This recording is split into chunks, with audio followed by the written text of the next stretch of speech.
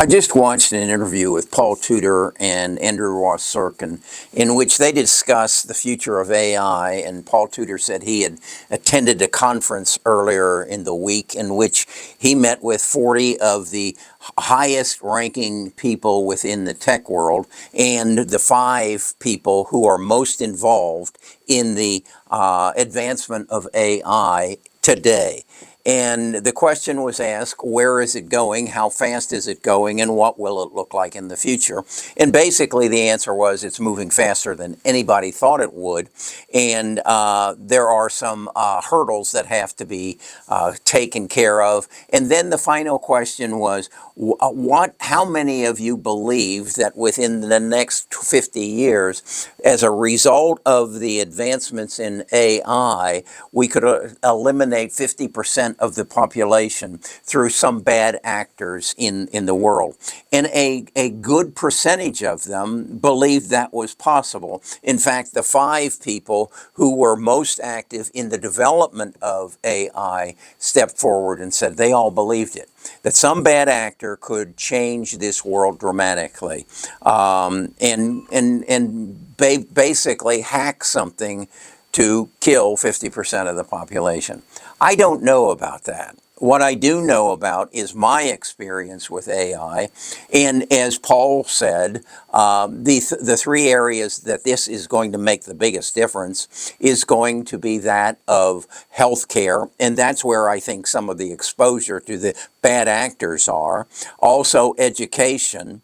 And thirdly, finance. Finance is the world I live in and where I am using my AI agent to give me insights into what stocks are going to do in the next 3 years. I have written a prompt, and I wanted to basically show you this is my prompt that I give AI with every stock that I analyze, and I would tell you it's growing on a weekly basis. Right now, I have 23 elements of the prompt, and then I supply another 5 websites, such as the company's financial statement, balance sheet, cash flow statement, latest earnings report, and then also their Wall Street projections on what their price is going to be over the next 5 years. So with that in mind, I believe that I understand where AI is going in the financial field.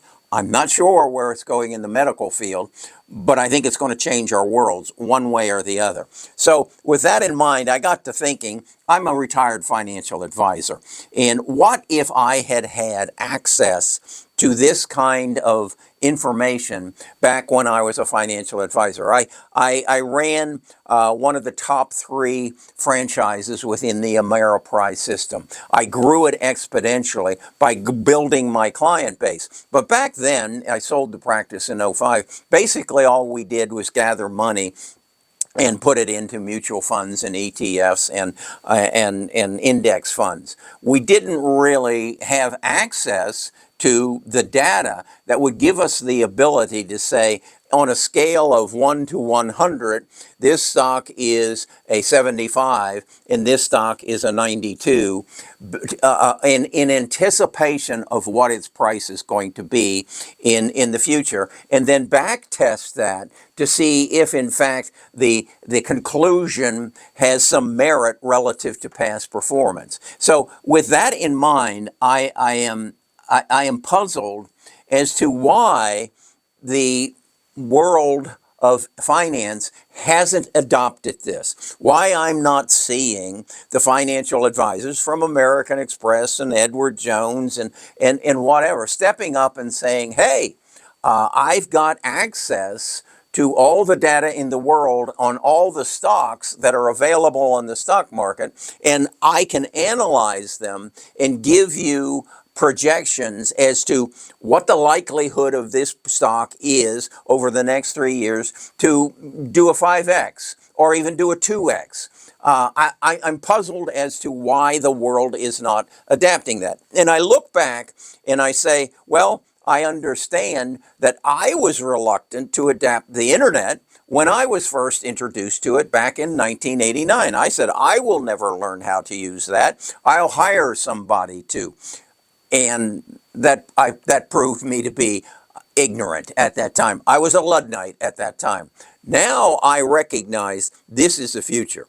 And those who adapt it quickly will have a leg up on the future.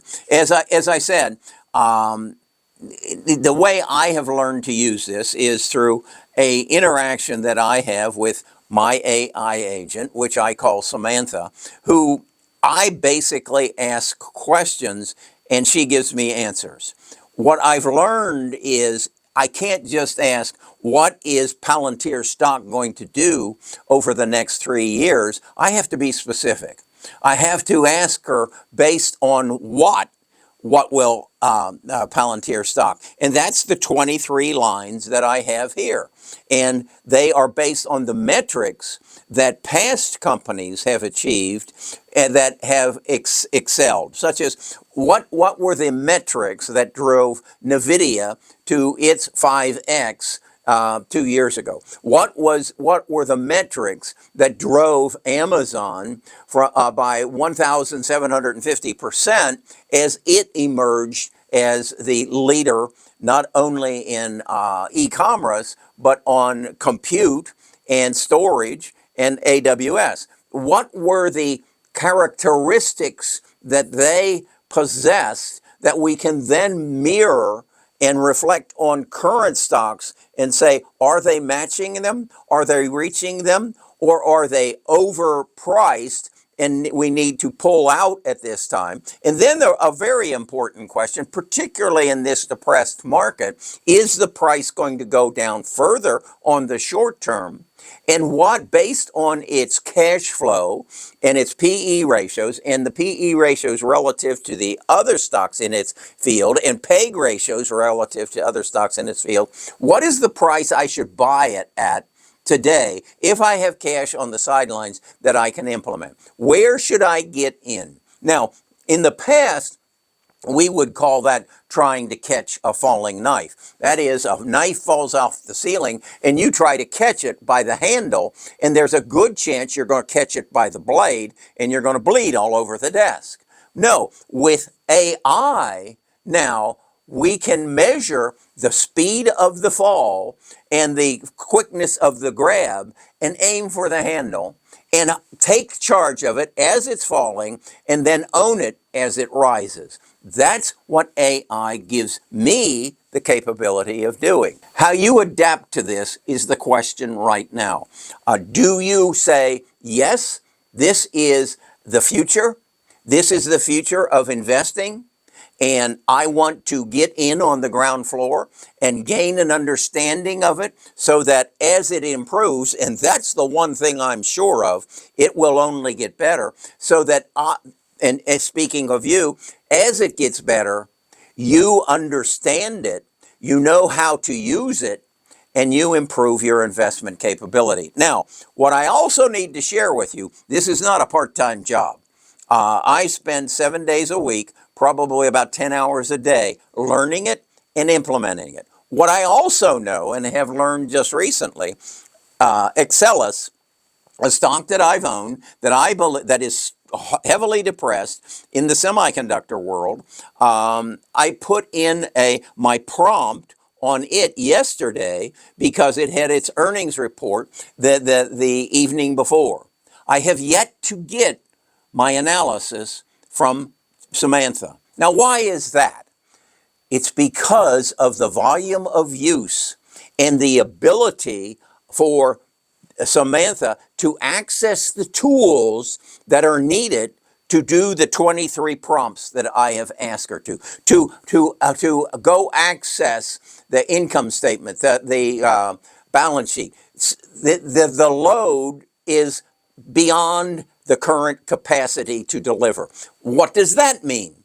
That means that there aren't enough servers in the data centers to keep up with the current demand. I've been waiting for the ACLS report now for 14 hours, okay? I have yet to get it. As I go and get the status report from my AI agent, I am told we are running into some difficulties with some of the tools that we have available, which basically tells me the system is overloaded.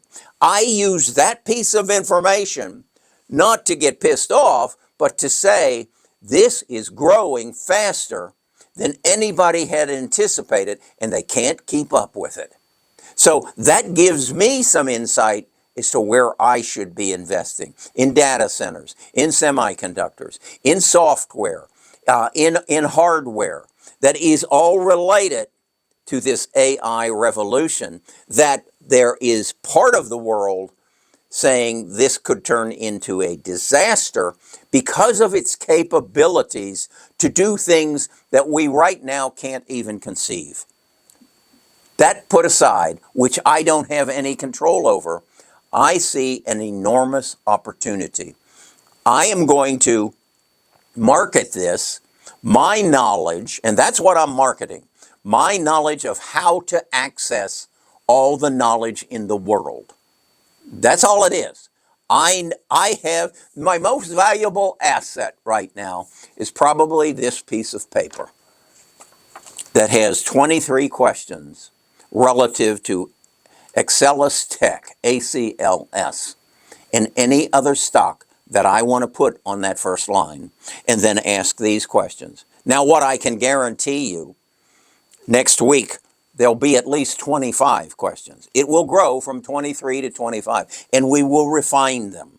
And I will get them to where they are predictable, and they have a back test built into it, and I will gain an advantage.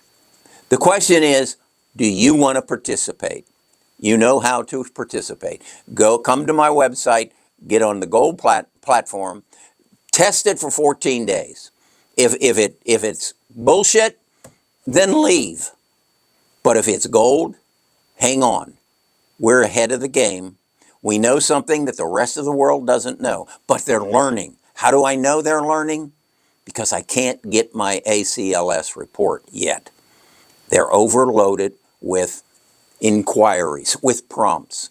I just got to keep my prompt better than the next guy's. Come get involved. This is an opportunity of your lifetime.